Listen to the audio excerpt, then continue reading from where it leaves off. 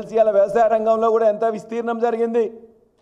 సాగు విస్తీర్ణంలో number 1, ఉత్పాదకతలో number 1, ఉత్పత్తిలో నెంబర్ 1. ఎట్లా సాధ్యమైంది? వ్యవసాయ విధానాలు రావడం వల్లనే. ఇవాళ రైతులందరినీ మొత్తం కూడా రాష్ట్రం మొత్తం మీద రైతులందరినీ కూడా అరెస్ట్ చేస్తూ ఉన్నారు. అన్ని పార్టీల నాయకులను, ఇలా కమ్యూనిస్టు పార్టీ నాయకులను, బీజేపీ నాయకులను, బీఆర్ఎస్ నాయకులను అందరినీ కూడా అరెస్ట్ చేస్తూ ఉన్నారు. హౌస్ అరెస్ట్ చేస్తూ ఉన్నారు.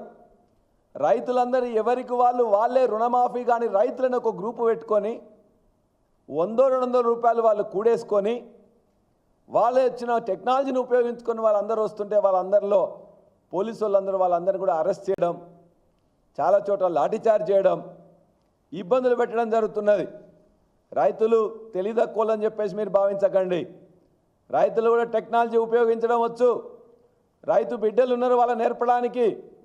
ఇవాళ మొత్తం కూడా వాళ్ళందరినీ బెదిరిస్తే, అదిరిస్తే, అరెస్ట్ చేస్తే, జైలుకు పంపిస్తే వెనకడిగేసేటోళ్ళు కాదు. మోడీనే 750 మంది రైతుల్ని చంపిన తర్వాత కూడా ఈ దేశ రైతులకు మొత్తం కూడా క్షమాపణ చెప్పిండు మోడీ.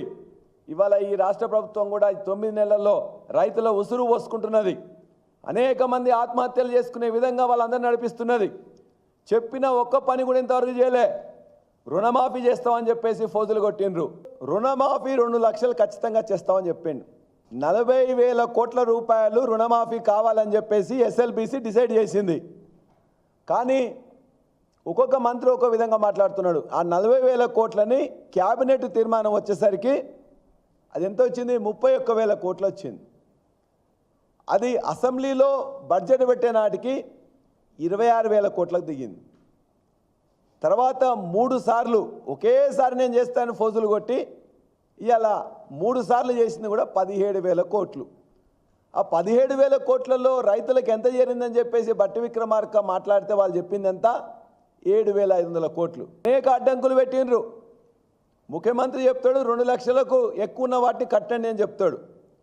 వ్యవసాయ శాఖ మంత్రి ఇప్పుడే కాదు మెల్లగా కట్టండి అని చెప్తాడు. 40,000 కోట్ల నుంచి వెళ్ళి 7,500 కోట్లు తీసుకొచ్చిండ్రు. 17,000 కోట్లు వేసినామని చెప్తుండ్రు. 17,000 కోట్లు కూడా రాకపోవడానికి కారణం రేషన్ కార్డు అనేది ఒకటి అడ్డు పెట్టిండ్రు, లేకపోతే పాస్బుక్లో వీళ్ళ పేర్లు లేవని, లేక వీళ్ళ ఇంట్లో ఒక ఉద్యోగస్తుడు ఉన్నాడని, లేక వీళ్ళ ఇంట్లో ఒక పింఛన్దారుడు ఉన్నని, లేక వీళ్ళ ఇంట్లో ఆధార్ కార్డు తప్పుపడ్డదని, లేకపోయినట్లయితే పిఎం కిసాన్ నిబంధనలు ఉన్నాయని చెప్పి, లేకపోతే ఒక ఇంట్లోనే ఆల్రెడీ ఒకరికి వచ్చిందని, 2 లక్షల కంటే ఎక్కువ అయిందని చెప్పి రకరకాల కారణాల రీత్యా ఇవాళ 35-40% మంది రైతులకు కూడా రుణమాఫీ అందలే. మీరు చెప్పిన విధంగా 2 లక్షల రూపాయలు రాలే. కేసీఆర్ గారు 2014లో ప్రభుత్వం వచ్చినప్పుడు 1,00,000 రూపాయలు చేస్తా అన్నాడు. ఆనాడే 16,144 కోట్లు చేసిండ్రు. 35 లక్షల మంది రైతులకు ఆనాడు చేసిండ్రు. రెండోసారి 2018లో మళ్ళా ముఖ్యమంత్రి గారు కేసీఆర్ గారు ముఖ్యమంత్రిగా ఉన్నప్పుడు రెండోసారి అయినప్పుడు 20,000 కోట్ల అవసరం ఉంటే 1,00,000 రుణమాఫీ చేస్తేనే 19,000 చిల్ల అంటే దరిదాపుగా 20,000 కోట్లు కావాల్సి ఉండే. కానీ 12,000 కోట్లు చేసి 8,000 కోట్లు పెడితే మీ మంత్రులే మొత్తం కూడా తీసుకోవడం జరిగింది.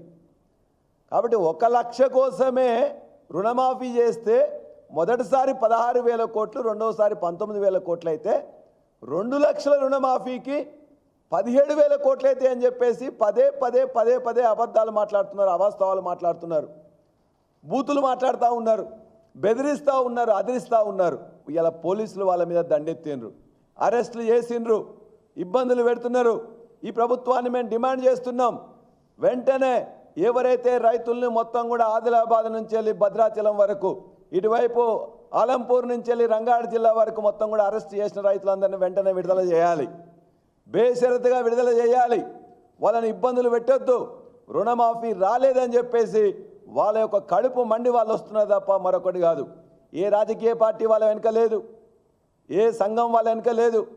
ఎవరికి వాళ్ళు 200 రూపాయలు 100 రూపాయలు కూడేసుకొని మంచినీళ్ళ కోసం మిగతా దానికోసం వాళ్ళు ఏర్పాటు చేసుకొని వస్తున్న రైతులందరినీ కూడా ఇవాళ వాళ్ళ ఐక్యమై వస్తుంటే, వాళ్ళ కడుపు మండి వస్తుంటే, వాళ్ళ యొక్క రుణమాఫీ కాకుండా వస్తుంటే వాళ్ళ మీద దాడి చేయడం సరైనది కాదు. రైతుల యొక్క ఉసురు మీకు తగులుతుందని చెప్పేసి కూడా మేము హెచ్చరిస్తూ ఉన్నాం. ఇలా రుణమాఫీ పేరు మీద కానీ రుణమాఫీ పేరు మీద 30,000 కోట్లు వేసినాం, రైతు బంధు పేరు మీద 80,000 కోట్లు వేసినాం. 1,10,000 కోట్లని రైతుల అకౌంట్లోకి దళారులు లేకుండా మధ్యవర్తులు లేకుండా వాళ్ళ అకౌంట్లోకి టక్కున వేసింది కేసీఆర్ గారి ప్రభుత్వం. 12 సార్లు వేసిండ్రు, 6 సంవత్సరాలు వేసిండ్రు. మరి ఏమైంది? నువ్వు ప్రభుత్వం రాగానే ఖచ్చితంగా 15,000 ఇస్తాను నమ్మబలికినావు కదా, ఎందుకు ఇవ్వలేని చెప్పేసి మేము అడుగుతున్నాం. 70 లక్షల మంది రైతులు ఎదురు చూస్తున్నారు. ఖచ్చితంగా మీరు చెప్పిన రైతు బంధు ఏ నిబంధనలు లేకుండా ప్రతి పంట పొలానికి మొత్తం కూడా ఇవ్వాలి.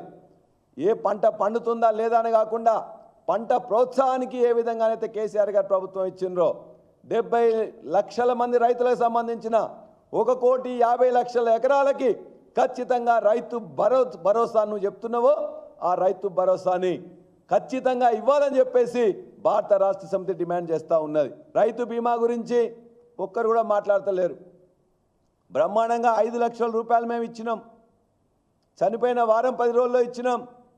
మరి ఏం రోగం వచ్చింది మీకని అడుగుతున్నాం. దరిదాపుగా 1,35,000 మంది రైతులకు రైతు బీమా పెట్టిన తర్వాత అందరికీ ఇవ్వడం జరిగింది. ఎక్కడ కూడా ఇబ్బందులు లేకుండా డైరెక్ట్గా వాళ్ళ అకౌంట్లోకి వెళ్ళిపోయింది మొత్తం పైసలు 5 లక్షల రూపాయలు. ఎందుకు ఎట్లే? ఇంకేం చెప్పిండ్రు? రైతులే కాదు రైతులతో పాటు కౌలు రైతులకు కూడా ఇస్తామని చెప్పారు. కౌలు రైతులకే